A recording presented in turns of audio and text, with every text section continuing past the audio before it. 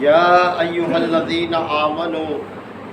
اذا نکحتم المؤمنات ثم طلقتموهن من قبل ان تمسوهن فما لكم علیہن من عدۃ تعتدونها فمتعوهن وسرحوهن سراحا جمیلا یا ایھا النبی انا احللنا لك ازواجك اللاتي آتيت اجورهن وما ملكت يمينك مما افاء الله عليك وبنات عمك وبنات عماتك وبنات خالك وبنات خالاتك اللاتي هاجرن معك وامرأة مؤمنة إن وهبت نفسها للنبي إن أردنا النبي أن يستنكحها خالصة لك من دون المؤمنين قد علمنا ما فرضنا عليهم في أزواجهم وما ملكت أيمانهم لكي لا يكون عليك حرج وكان الله غفورا رحيما صدق الله مولانا العظيم۔ سورہ احزاب کے یہ چھٹے رکوع کی آیات ہے۔ نکاح کے حوالے سے مختلف احکامات دیے جا رہے ہیں اہل ایمان کے لیے اور نبی پاک صلی اللہ علیہ وسلم کے حوالے سے۔ لوگوں کے لیے اللہ تعالیٰ نے نکاح کو بہت اہمیت دی ہے کہ وہ مجرد زندگی کی بجائے نکاح میں جلدی کریں، یعنی اس میں خیر ہے، لوگوں کے لیے بھلائی ہے اور ان کے لیے پاکیزہ تر رہنے کا یہ طریقہ اللہ تعالیٰ نے رکھا ہے، اور اپنے لوگوں کے لیے اللہ تعالیٰ نے 4 تک کی تعداد مقرر فرمائی ہے کہ زیادہ سے زیادہ ایک وقت میں مومن 4 نکاح کر سکتا ہے، لیکن نبی کریم صلی اللہ علیہ وسلم کے لیے کچھ شرعی قوانین مختلف ہیں۔ آپ علیہ السلام پر یہ پابندی نہیں رکھی۔ اس حوالے سے ہی بات کی جا رہی ہے کہ یا ایھا الذین آمنوا، اے لوگو جو ایمان والے ہو، جو ایمان کا دعویٰ کرتے ہو، اذا نکحتم المؤمنات، جب تم مومن عورتوں سے نکاح کرو،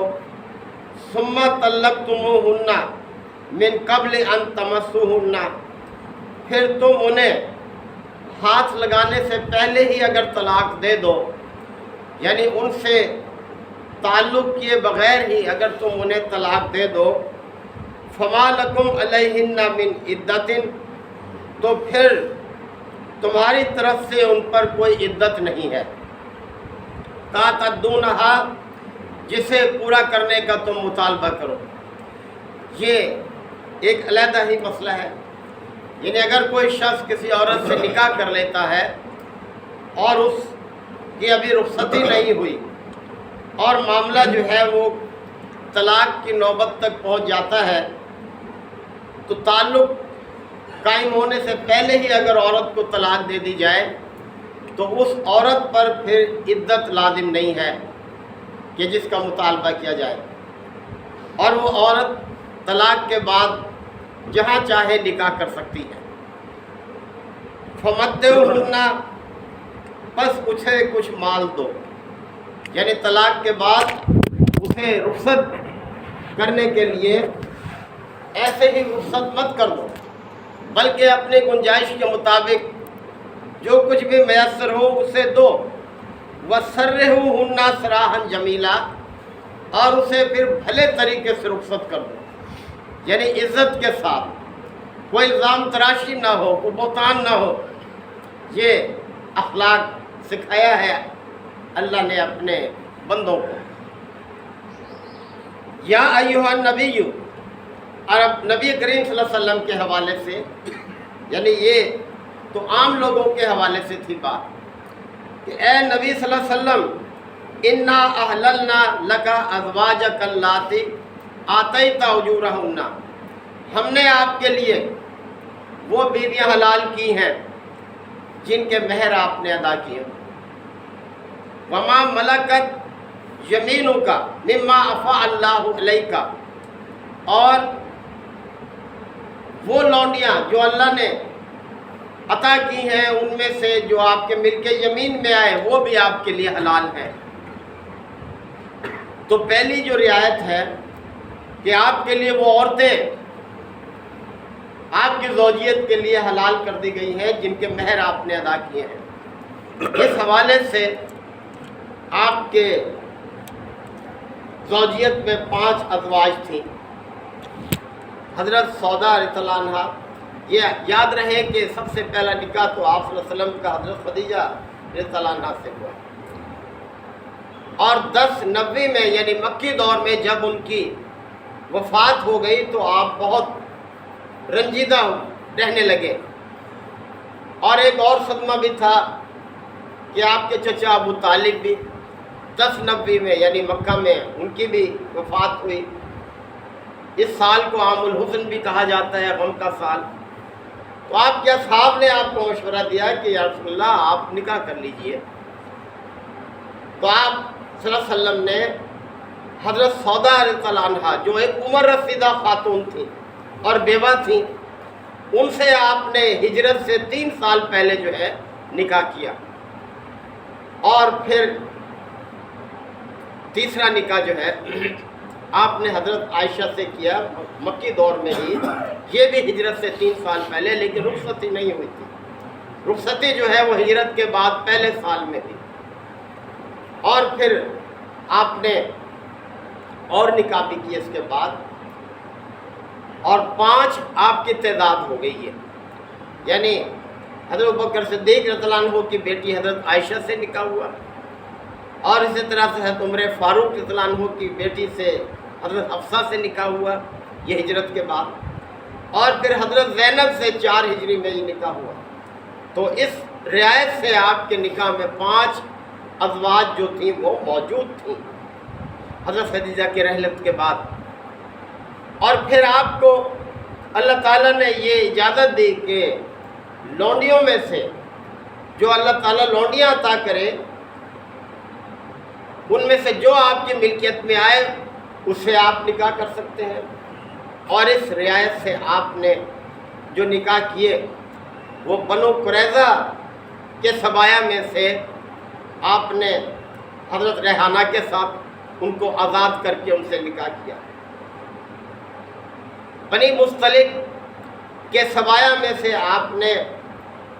وہاں ایک نکاح کیا حضرت جویریہ سے، اور اسی طرح سے خیبر کے سبایا میں سے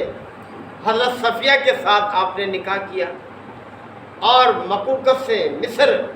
نے 2 لڑکیاں جو ہیں آپ کی خدمت میں بھیجی تھیں، ایک کو آپ نے ایک صحابی کے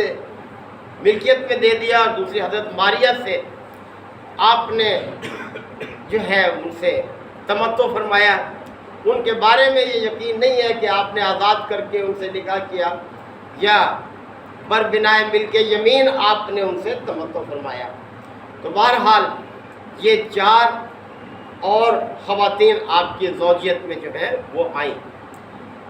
اور پھر آگے اللہ تعالیٰ نے آپ کو اجازت دی وہ بنات امی کا، اور آپ کے پھوپھی کی بیٹیاں، چچا کی بیٹیاں، وہ بنات اماتی کا، اور آپ کی پھوپھی کی بیٹیاں،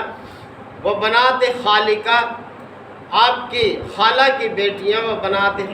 ماموں کی بیٹیاں، بنات خالاتی کا، اور آپ کی خالہ کی بیٹیاں، اللتی ہاجرنا معاک، جنہوں نے آپ کے ساتھ ہجرت کی ہے وہ بھی آپ کے لیے حلال ہیں،